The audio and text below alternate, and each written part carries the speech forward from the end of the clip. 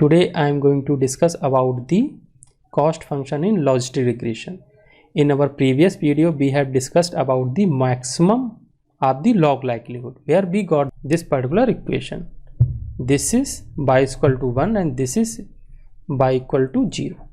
So what is the cost function? Cost function we use in the logistic regression is the log loss function, or we can say the cross entropy loss. Both are the same thing, which is equal to the negative of the log likelihood. If we multiply with the negative of this particular function, we will get the negative of the log likelihood, and that is equal to the cross entropy loss or the log loss function.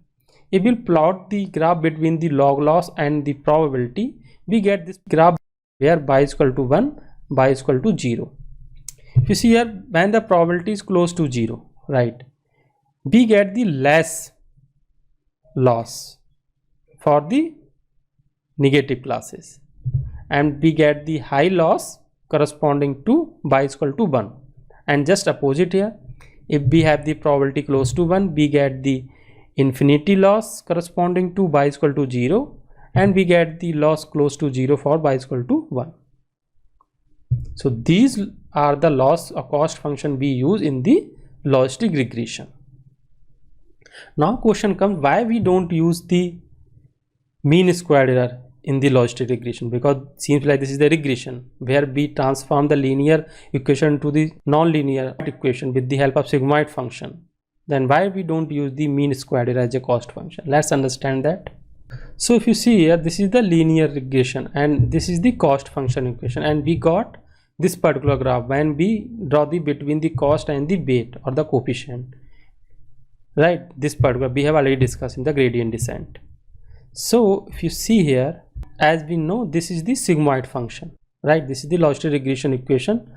If we will use y is equal to mx plus c, right here, z is equal to, right, corresponding, and if we will use this equation here, y minus y bar, and again if we will plot this particular graph, we can say loss or cost, and this is your, we can say the weight, right? We get this particular, earlier we were getting this, right?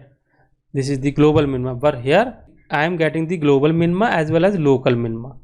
If we will use the cost function as a mean squared error in the logistic regression, we will not able to converse towards the global minima, right? That is the main problem with the mean squared error. As I have already told that we will get the complication to find the global minima, right? We will not able to get the global minima as well as the local minima. Sometime we will get local minima, then again we have to move towards here, right, to get the global minima. So we will get more complication to get the global minima. Another reason is that, as you know, in the classification we get 0 and 1 only.